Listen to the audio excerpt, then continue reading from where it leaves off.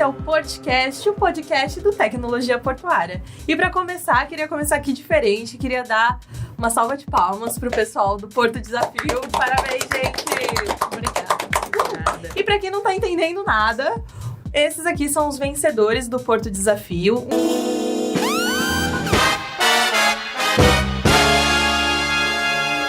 Um reality que teve na TV Tribuna, que é afiliada da Globo aqui no litoral de São Paulo, pega a Baixada Santista e também Vale do Ribeira. E esse reality é voltado ao setor portuário. E dentre os grupos, o Grupo Leme foi o vencedor. Estamos aqui com a Rafaela, com a Carolina e com o Marco Aurélio. Nós também temos aqui o Renato também professor da Strong, da FGV. E também foi orientador, né, Renato, do pessoal, ajudou durante o reality, né? Sejam bem-vindos. Obrigada. E para começar, eu queria falar como é que foi para vocês ganhar. Expectativas, o reality foi apresentado nos dias 6 e 13 de agosto, é isso? Isso. E como é que foi para vocês, qual é a sensação agora que vocês venceram? Pra mim, a sensação é de dever cumprido, sabe? Porque a gente passa esse mês todo trabalhando no projeto e a gente sempre visa o resultado, conseguir realmente vencer a competição. E chegar no final e, de fato, vencer a competição, a sensação que eu tive ao segurar, né, a plaquinha foi de dever cumprido. Sim, conseguimos, né, cumprir aquilo que a gente se comprometeu, que a gente desempenhou, que a gente realmente correu atrás. E a sensação foi de dever cumprido, assim, se eu pudesse resumir, seria isso. E vocês, qual que ficou pra vocês do reality, essa sensação? Depois? Acho que eu fiquei muito surpresa quando a nossa equipe venceu, porque eu pensava internamente, nós sabemos que nós somos fortes como equipe, unidos nós somos muito fortes, mas eu não sabia o quanto isso conseguia transparecer no processo, porque nós tínhamos perdido as duas dinâmicas, né? Então eu achei que isso ia pesar muito, mas quando foi divulgado que o Grupo Leme ganhou, eu falei, aqui foi realmente o dever cumprido, foi o ápice, conseguiram enxergar a força da equipe. A gente conseguiu transparecer isso, eu fiquei extremamente feliz ali. Marco? Olha, o processo todo, na verdade, para mim, especificamente, foi bem intenso, né? De todos os participantes eram mais velho, né? O mais experiente. Velho. O mais experiente. Então, para mim, talvez fosse um risco maior, porque o reality é uma obra aberta. Então, eu não saberia a imagem que eu transpareceria e o risco que os meus 27 anos de carreira poderia incorrer, né? Mas, como as meninas disseram, o processo, pessoalmente falando, foi transformador, né?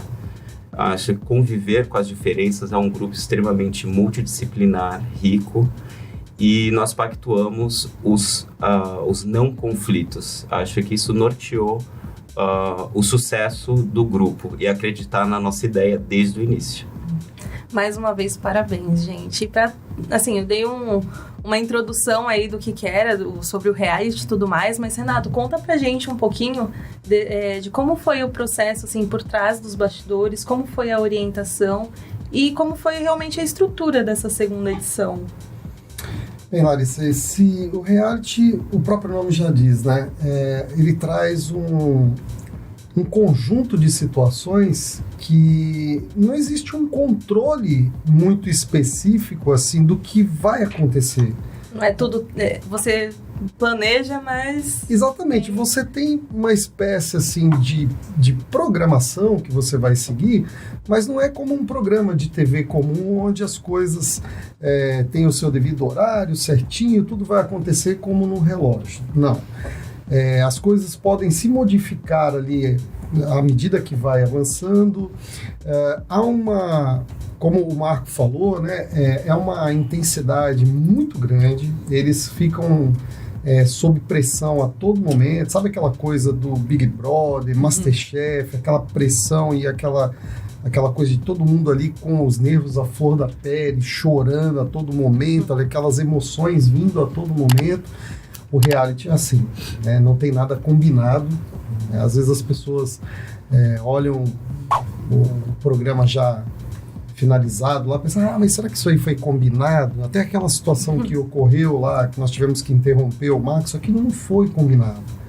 Eu sentei com a outra mentora, nós chegamos a um entendimento, falou, não, nós temos que interromper e falar que precisa ser resolvido assim.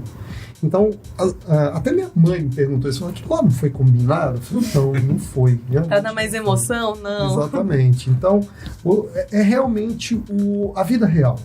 O reality, ele traz essa coisa do momento. Aconteceu naquele momento, foi sem combinar, foi algo muito direto e intenso, muito intenso. Então, eu acredito que eles passaram por uma prova de fogo aí, e o Grupo Leme se mostrou um grupo muito forte. A todo momento eu falava isso para eles, né? Vocês têm uma diversidade dentro do grupo, vocês são mais experientes, porque a faixa etária deles era maior do que os outros grupos, né? Então eu falava, vocês têm mais experiência, vocês têm mais bagagem, vocês podem aproveitar isso, né? A todo momento a gente conversava sobre isso e eles mostravam essa capacidade bastante significativa dentro do grupo, né? A Rafaela, que é arquiteta, né?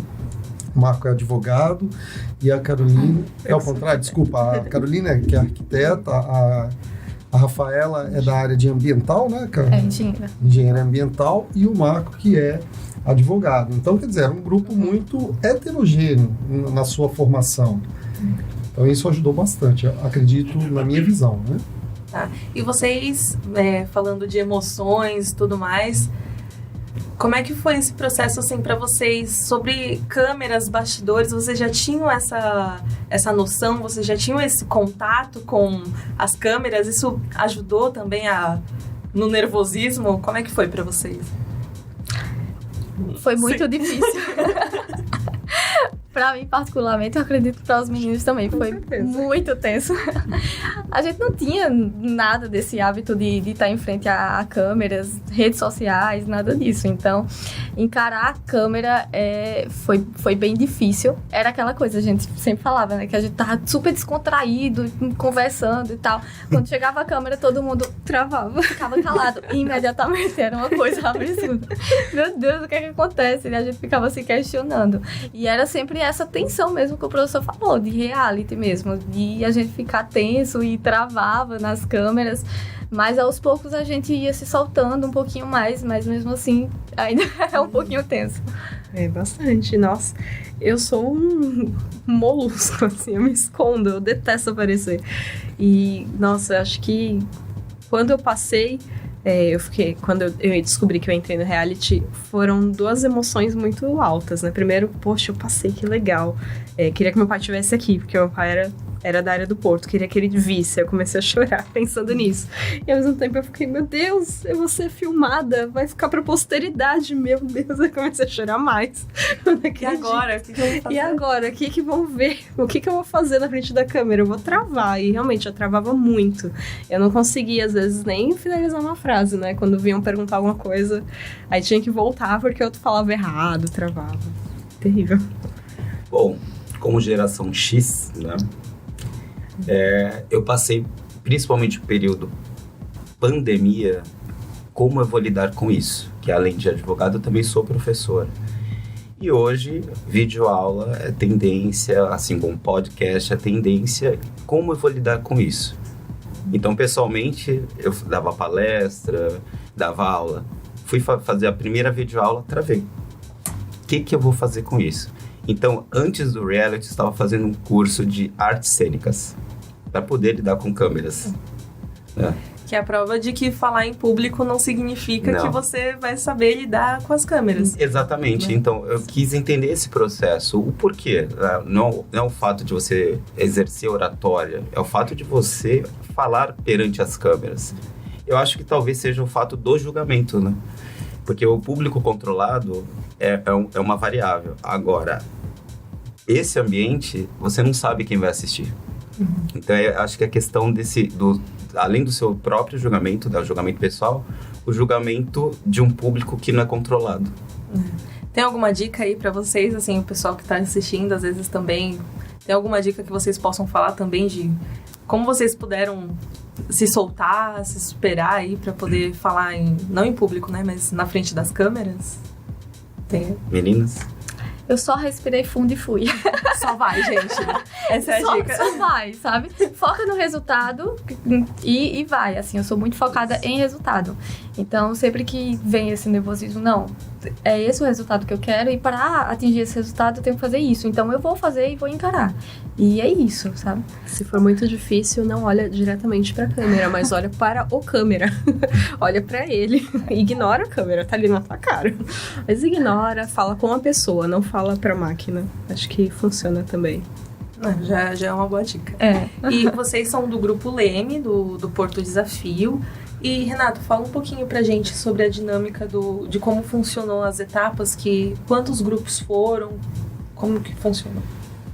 Nós tivemos todo o processo seletivo, né? Foram mais de 350 inscritos no processo, onde foram selecionados 9 que formaram então o grupo Leme, o grupo Inovadores com mais 3 integrantes e o grupo Elite. Então cada grupo tinha 3 integrantes, 9 foram selecionados de 350 inscritos. Eles passaram por todo um processo de provas, de dinâmicas, de entrevistas e chegaram aqui, né? Todos os 9 grupos. E assim, até fazendo uma análise da edição anterior, a gente, na edição anterior, nós tínhamos grupos também que foram muito competitivos, mas parece que nessa edição a competição foi o ponto-chave. Os grupos eram realmente muito comprometidos com o resultado, como a Rafaela falou. Eu acredito que o Grupo Leme, eles foram muito felizes na escolha do projeto.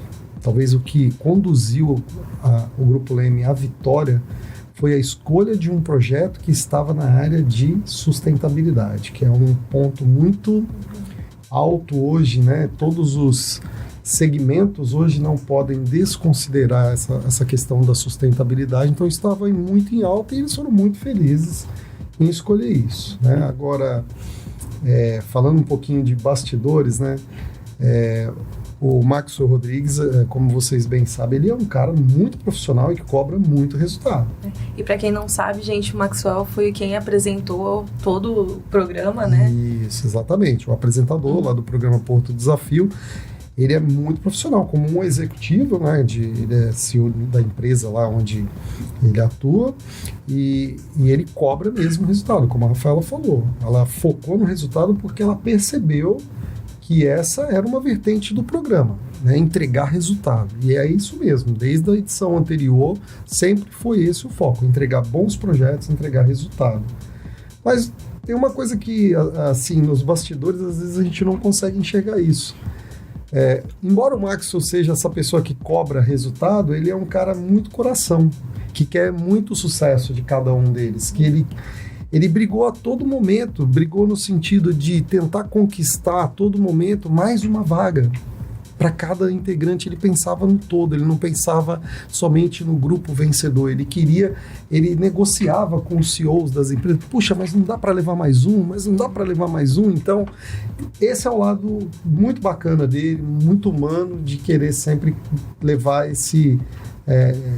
tentar conquistar mais uma vaga de emprego aí para ajudar mais um integrante dos grupos, né? E você participou das 2 edições? Eu participei das 2 edições. E você sentiu que as pessoas começaram a se interessar mais pelo Porto de uma edição para outra? No sentido de querer trabalhar, de querer se inscrever? Olha, eu vejo que esse programa ele tem mudado um pouco a percepção das pessoas em relação ao Porto, a distância que existia, né, entre... Acho que vocês tiveram essa percepção também, né? Sim. O que vocês perceberam, assim, com todo o decorrer do programa, os lugares que a gente ia visitar, que as pessoas... Como que era a reação das pessoas ao ver os participantes ali do... Eu tive uma experiência interessante. Eu fui pegar o Uber. Você é aquele cara do Porto, né? Ele chorou e entregou um currículo para mim. Meu sonho é trabalhar no Porto. Olha que legal. E vocês também sentiram isso? Sim.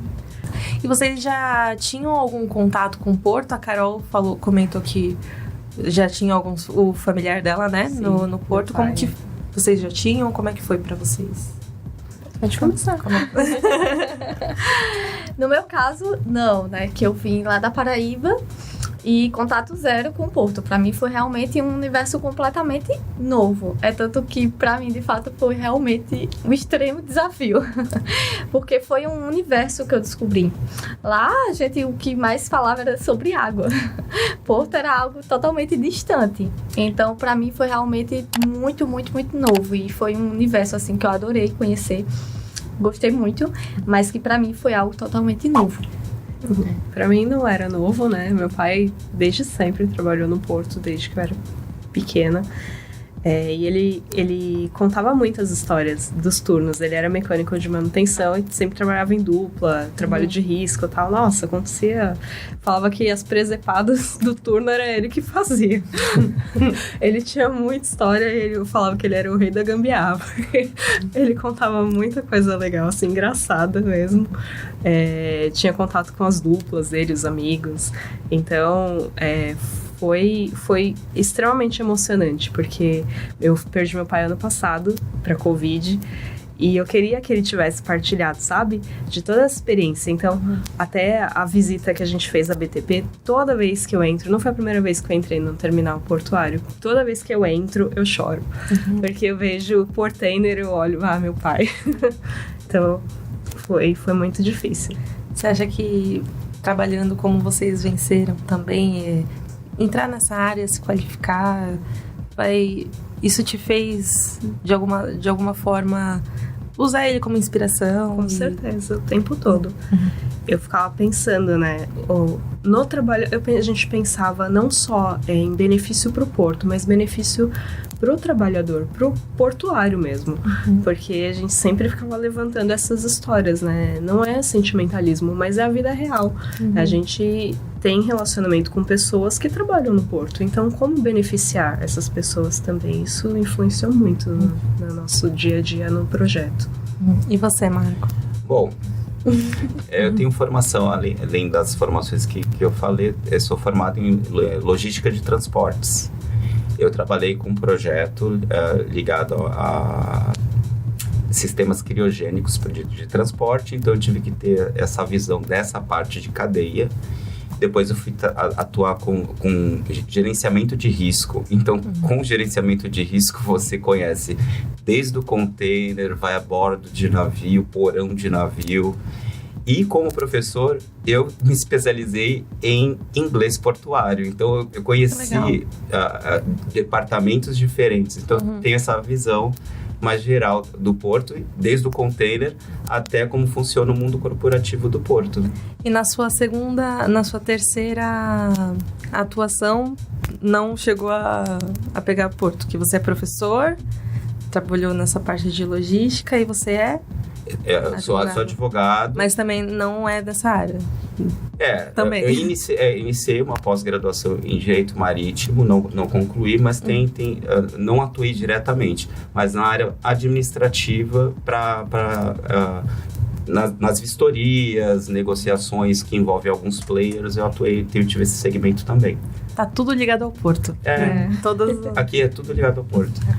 E fala um pouquinho, como é que foi Conta pra gente sobre o tema de vocês, sobre a atividade. Vocês já tinham também,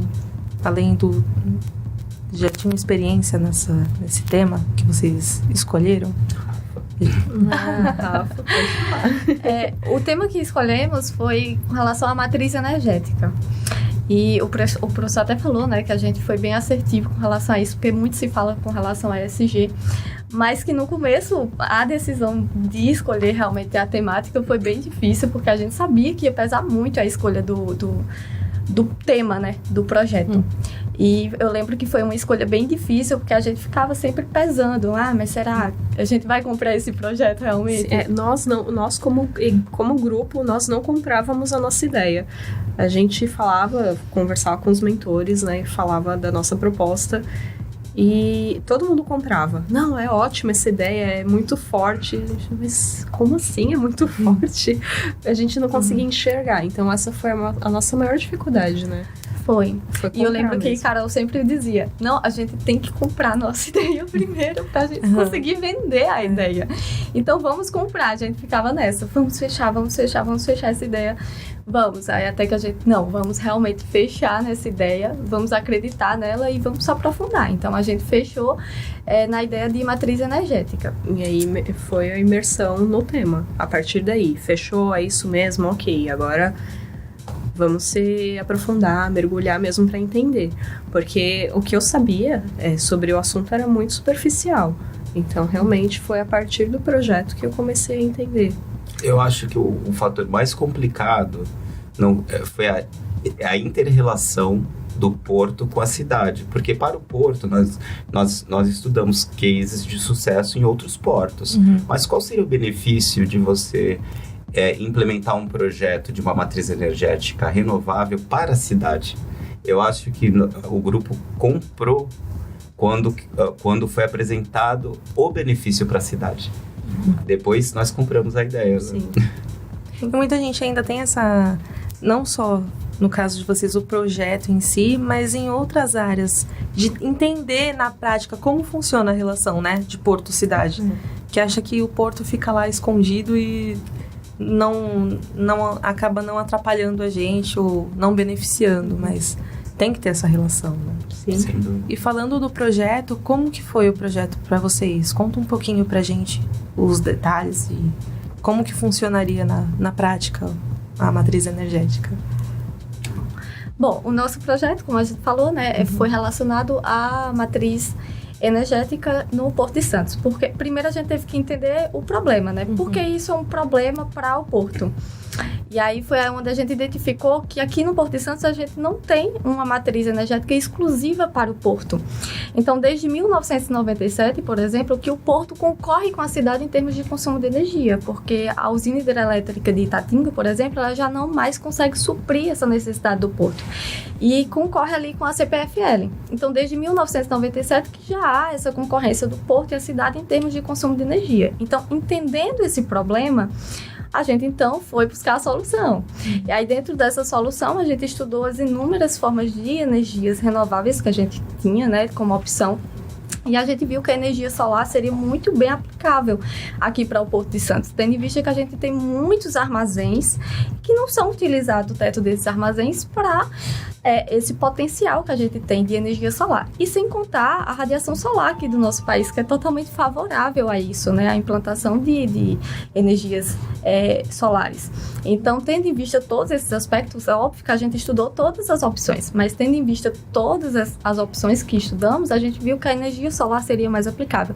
Então, a solução que a gente deu, né, seria a implantação de uma fazenda de geração de energia solar no Porto de Santos, que a gente chamou dessa forma, né? Uma fazenda de geração de energia solar, onde geraríamos energia solar no Porto de Santos e o excedente dessa energia, no caso, ele seria utilizado em instalações públicas, como escolas, hospitais.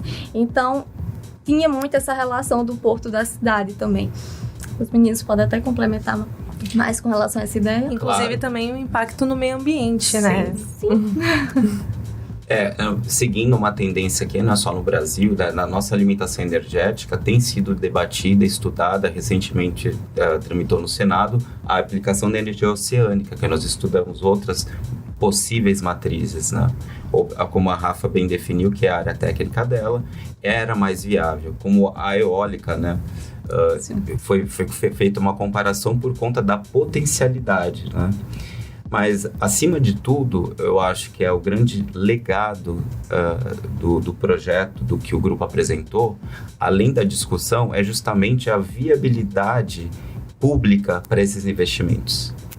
Sim, além de beneficiar a cidade, olhando pelo lado portuário, atrai muito investidor. A gente está falando das diretrizes ESG, a gente está falando de atrair novos contratos, não apenas renovação, né, mas ampliar realmente a clientela, né, do porto. E quem não quer aumentar, quem não quer melhorar, a gente não está falando só da cidade de Santos como beneficiária, mas a gente está falando do Brasil como beneficiário, né?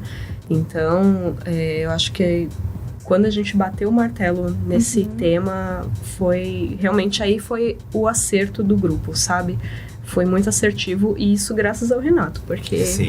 ele nos incentivou muito. A gente levantou acho que uns 20 temas, e ele falando, olha a matriz energética, dá uma atenção para isso, esse tema é muito interessante, muito importante. Em quanto tempo vocês fizeram? Entre ideia, colocar na prática, a apresentação, tudo? Menos de 3 semanas. 3 semanas, né? 3 semanas. Acho que o ponto crucial, crucial justamente é a gestão do tempo. A Rafa, ela foi não que ela deu essa diretriz de como nós poderíamos otimizar o tempo. Então a escolha do tema foi crucial. Sim. Acreditar na ideia, porque 3 semanas para você estudar e apresentar uma viabilidade, porque o projeto ele tem que ser viável. É um tempo extremamente restrito, né?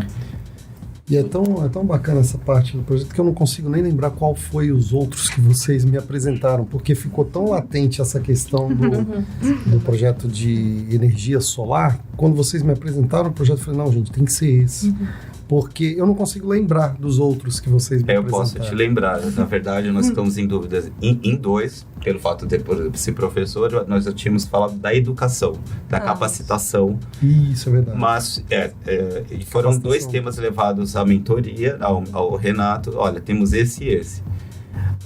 Brevemente ele falou, não, vai para o segundo porque é muito mais viável vocês apresentarem. Não que a educação e capacitação não seja importante, é extremamente importante. Mas é um problema que já está há tanto tempo e ninguém trouxe uma solução. Então, Larissa, isso é uma discussão legal para a gente trazer aqui, né? Porque o grupo trouxe uma proposta muito bacana, muito interessante e muito, vamos dizer assim, necessária para o Porto, né? Eles não fizeram só aqui, né? Isso, em geral. Eles fizeram um estudo que mostra que o Porto, a geração de energia elétrica para o Porto hoje já não é suficiente, tanto é que o Porto precisa comprar da CPFL uma parcela para suprir a falta de energia no Porto. Então, quando eles trazem essa questão da geração da energia solar e ainda o excedente poder ser disponibilizado para a sociedade, para a população, para abastecer, por exemplo, escolas, hospitais, né, redes públicas, isso é um projeto extremamente visionário. Só que a gente, muitas vezes, quando a gente olha para a nossa região e a gente vê como as cabeças que estão na nossa região pensam, nós vimos numa das visitas técnicas que eles fizeram que há pessoas que defendem que a usina de Itatinga é suficiente para abastecer o porto, quando a gente sabe que não é. Então, você vê os conflitos que isso gera por conta... Essa é uma cultura que precisa ser mudada. E aí eles até me perguntaram, eu falei assim, mas professor, por que eles não veem a energia solar como um potencial, né? E eu ainda falei, talvez porque a energia hidrelétrica, para eles hoje ainda é mais barato, porque eles compram em real e recebem todos os pagamentos no porto, são feitos em dólares. Então eles recebem em dólar e pagam uma energia em real. Então a hidrelétrica ainda é barato para eles. E a energia solar, apesar de ser mais cara, o benefício o investimento, o benefício dela, na verdade, acaba sendo a longo prazo, né? Sim. Então, eu acho que o ponto-chave foi exatamente a crise hídrica. Sim. Se você concentra apenas nessa matriz, corre o risco de, se houver uma outra crise hídrica, de você não ter um plano de mitigação ou para você suprir exatamente a falta. Então, na verdade, você não vai substituir. Então, exatamente um conceito retrógrado de achar, olha, o Brasil é riquíssimo, uma das nossas maiores riquezas é a água, de fato. Mas se a água você bebe, a água você usa de energia, e você tem uma potencialidade para você ter não um plano B, mas um plano B, C, D, para suprir essa carência. Eu acho que é um dos pontos também que o projeto mostrou que é viável, de fato. Sim. E a gente discutia muito, assim, nas mentorias, né?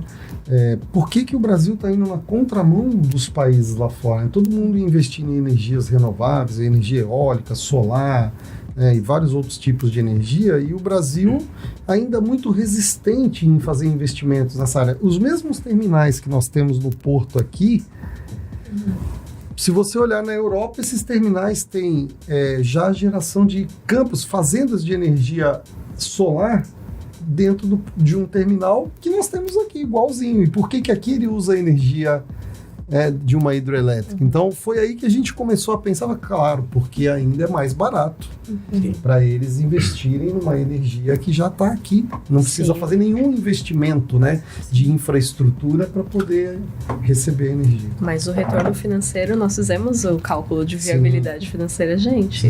Payback, 4 anos e meio sem um retorno financeiro. Então, quando eles falam a longo sentido. prazo, dá a impressão que é, sei lá, 15, 20 anos, né? Não. A geração imediata e o retorno, o payback, o retorno de investimento é muito curto. Sim. Então, não está se falando de um projeto de aplicação a longo prazo. Não, é imediato.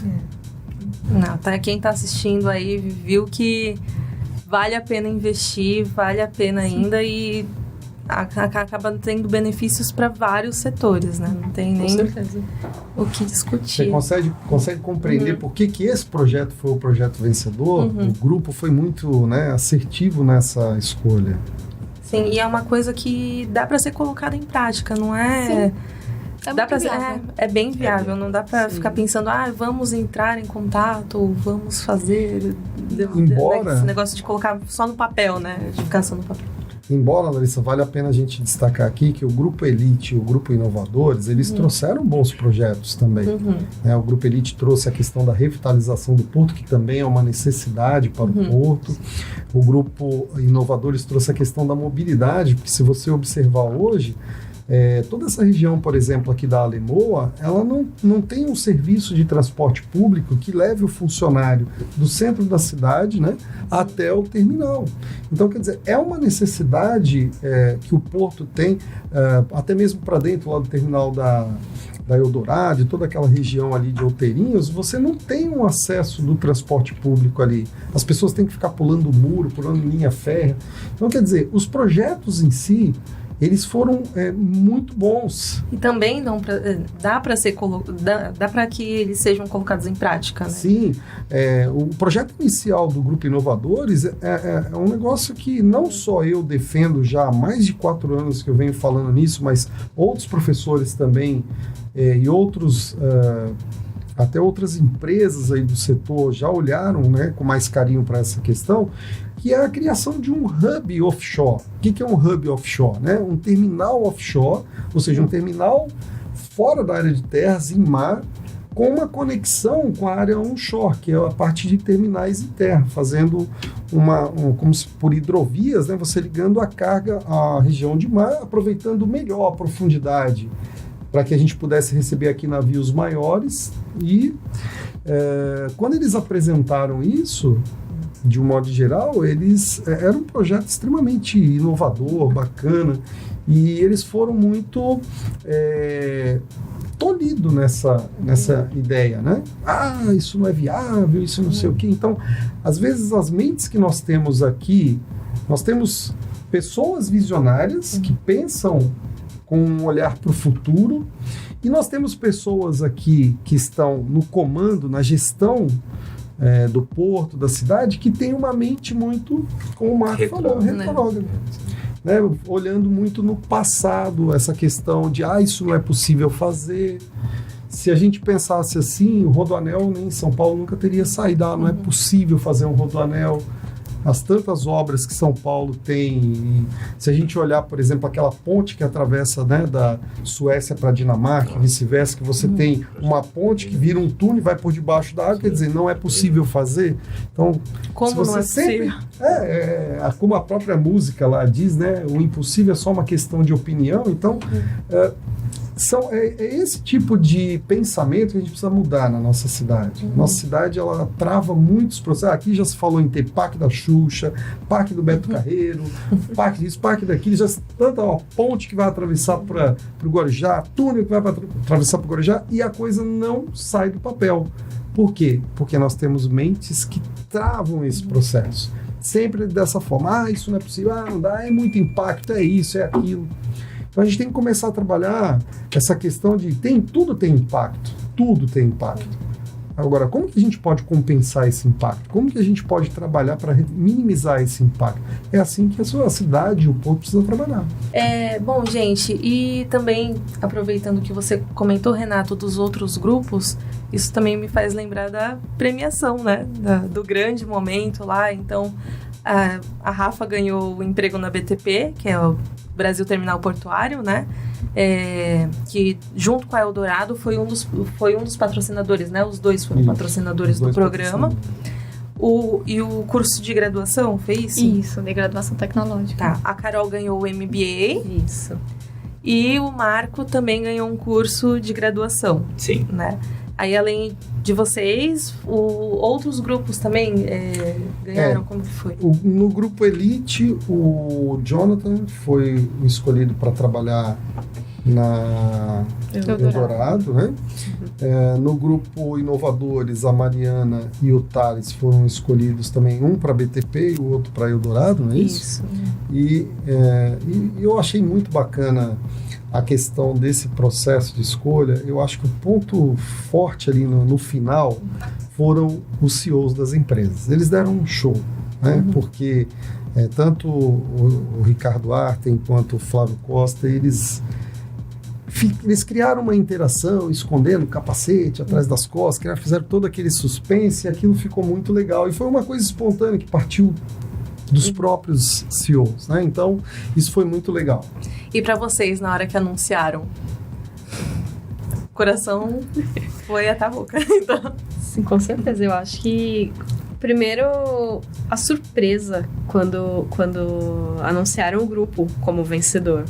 Eu acho que por mais que a gente tivesse se empenhado, a questão realmente de perder as dinâmicas contou muito pra nós, né? A gente achou, ok, nós vamos arrasar nessa final.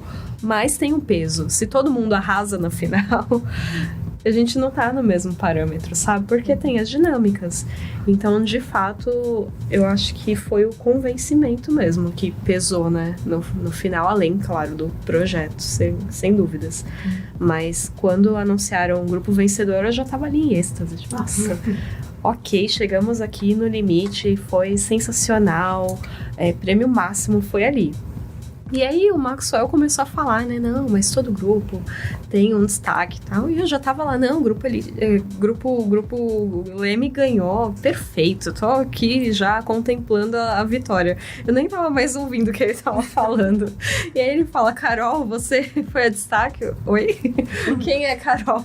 Como assim? Onde tá a Carol? Eu nem acreditava, não esperava de forma alguma. Eu acho que ninguém, né, esperava se realmente sair de lá como vencedor. E você quer que eu te conte os bastidores? Com certeza, tô ansiosa por isso. Olha só, a princípio, né, nós estávamos lá na sala escolhendo quem seria o destaque. A Rafaela tinha se destacado bastante, então todas as atenções tinham se voltado para a Rafaela, para o Thales. Então existia aí uma questão de escolha ali, mas você foi muito bem na apresentação. Acho que o nosso treino lá de apresentação ajudou bastante, né? E você foi muito bem na apresentação. Então, um diretor apontou a Carol. Eu já tinha dado meu voto para a Rafaela, já tinham outros votos para a Rafaela. E aí, eu mudei o meu voto. Eu votei na Carol. E isso influenciou um pouco lá a escolha, que o Maxwell e os outros diretores também começaram a olhar um pouco mais para a desenvoltura da Carol, o empenho da Carol, e ela se destacou na apresentação, aí eles acabaram escolhendo a Carol. Não, ela foi brilhante. Mas eu mudei meu voto. De abraçar. Rafa, me perdoa, eu mudei meu voto na hora. Não. Mas foi muito legal. Super Agora um bastidor. apoio. A Carol, na verdade, ela estruturou de acordo com o perfil de cada um como seria feita a apresentação. Lembra, né? Sim. Então... É que até aquele momento eu já sabia que a Rafaela seria a parte contratada. técnica, né? Ah, tá. Então eu falei assim, eu acho que a Carol merece o destaque. Sim, com certeza. Sim. Aí eu falei, não, a Carol. E já tem Ela foi data brilhante. para começar as aulas? Outubro, né? Outubro? Acho que é outubro. E vocês Eu vou iniciar que... em outubro. Eu vou iniciar, acho que em março do ano que vem. Nos veremos lá na faculdade. Todos, Online. todos são na online. Strong, né? Sim. Todos assim. Já escolheram um curso? Já... Eu escolhi, eu tô aguardando confirmação. Eu quero fazer gerenciamento de projetos. E você, Marco? Gestão de RH. Gestão financeira. Bacana. Bom, a gente tá já chegando ao fim, mas antes de concluir aqui com vocês, queria que vocês falassem um pouquinho de vocês. Começando pela Rafa, então. Você comentou que não é daqui de Santos. Há quanto tempo você tá aqui? Bom, como eu falei, eu sou lá da Paraíba, Que cidade? de Massaranduba. É uma cidade a 16 quilômetros de Campina Grande, que é mais conhecida, né? Campina. Eu sou lá de Massaranduba, lá na Paraíba. E me formei na UEPB, na Universidade Estadual da Paraíba, que eu me formado em novembro do ano passado. E aí eu me mudei aqui para Santos em fevereiro desse ano. Então, quando eu entrei no projeto, faziam o quê? 5 meses apenas que eu tinha chegado aqui no município de Santos. E eu tava naquela coisa, assim, de tentar me ingressar no mercado de trabalho. Eu já tinha entendido que o Porto tinha uma relevância muito importante aqui para o município. Mas até então eu ainda não conhecia muito quais eram as empresas que atuavam aqui, como eu faria para conseguir entrar dentro E o que desse você tá setor. achando de Santos? Chego lá. Tem um roteiro. E aí foi porque eu estava tentando, né, me ingressar nesse mercado de trabalho e vi a oportunidade de entrar nesse projeto. Mas faziam 5 meses apenas que eu estava aqui e vi esse projeto como uma excelente oportunidade, que de fato foi, para eu conseguir realmente entender esse setor portuário, entender o mercado de trabalho aqui de Santos e fazer amizades, porque até então eu só tinha contato com meu marido. É a única pessoa que eu tinha para conversar. Então foi muito bom, que fiz amizades, pessoas que eu levarei para minha vida toda. E tô amando aqui Santos, tô gostando bastante, tentando me acostumar com o clima, como eu havia falado antes do podcast, aqui é um pouco frio. Tentando me acostumar com essas mudanças de climas, mas eu gosto muito aqui do município, sim. Tô gostando. A gente tava até comentando mesmo que, pessoal, que enquanto aqui tá frio, lá tá super sol, pessoal na praia, a gente aqui de casaquinho, mas... Gente, aqui tem uma praia maravilhosa, mas que a gente não consegue usar, entendeu? Porque a água é muito gelada e é muito frio. Só daqui a uns meses, né? Isso não entra na minha mente, que eu tenho uma praia linda, maravilhosa, que eu não posso usar. Logo, logo se acostuma, né? Tudo certo. E você, Carol? Tá. Eu sou formada em arquitetura e urbanismo e tenho curso técnico em contabilidade. O que mais que eu posso dizer? Você é Sou mãe? Sou mãe de 2, tenho uma pequena de 3 anos e um pequenininho que amanhã faz 1 ano. Ai, que legal. Sou empreendedora também, né? Trabalho no ramo de artesanato. Eu não paro quieta, como diz meu marido, eu sou aquela que procura sarna pra se coçar. Essa é a Carol. Então o projeto foi ótimo por isso. Arrumei uma sarna enorme pra me coçar por 3 semanas. E eu sou assim, eu sou mais centrada, mas gosto de observar mais do que falar. Tanto por isso que eu falava, travava em frente às câmeras, porque eu gosto de observar o ambiente. Eu acho que o que mais me deixava tensa era realmente o ambiente do reality, que as coisas não estão sob o nosso controle. Eu surtava. Precisa ser tudo pra ontem, né? Tudo tão rápido, sob pressão. Exatamente. Você, Marco? Olha, eu vou tentar ser breve, porque a biografia, né, pessoal, profissional. Bom, o que eu falei, acho que no primeiro dia do reality, eu estava em busca de um recomeço, né? Mesmo com 45 anos, você analisa o mercado de trabalho, onde você pode se posicionar. Mas acho que esse reality show serviu para me pontuar a minha paixão, o que eu de fato gosto de fazer. E eu, infelizmente, não tive um período sabático para consolidar tudo que eu quero fazer, mas mesmo com as minhas madrugadas em claro, eu falei, é isso, vou investir na minha paixão. Que sempre dá tempo, né? Você não pode pensar que, como você falou, não, às vezes tem gente que acha que só porque... Então, nunca, sempre dá tempo. Nunca é tarde. Então, tô aqui para recomeçar. E você, Renato? Larissa, eu vou falar que a minha trajetória, assim, vou focar mais aqui no reality, tá? Sim, inclusive tá convidado já para um próximo podcast para falar sobre a sua vida, trajetória aí acadêmica. Eu agradeço aí pelo convite e tá marcado. Eu quero começar por um sentimento que a gente nunca deve esquecer, né? Que é a gratidão, né? A T2S foi um parceiro nessa caminhada aí do reality. Nós tivemos aqui, o pessoal nos recebeu muito bem, nos ajudou a entender um pouco das dificuldades que eram colocar um projeto desse dentro do Porto, até pela a expertise que eles têm em desenvolver projeto para esse setor. A Eldorado também atendeu o nosso pessoal lá, a própria BTP e tantos outros parceiros. Não quero, né? Se eu esqueci de alguém aqui, já me desculpo, mas eu acho que a gente tem que ser grato a todos esses que nos ajudou nessa caminhada. É muita gente trabalhando, a minha colega Lara, lá que trabalhou comigo na parte de mentoria.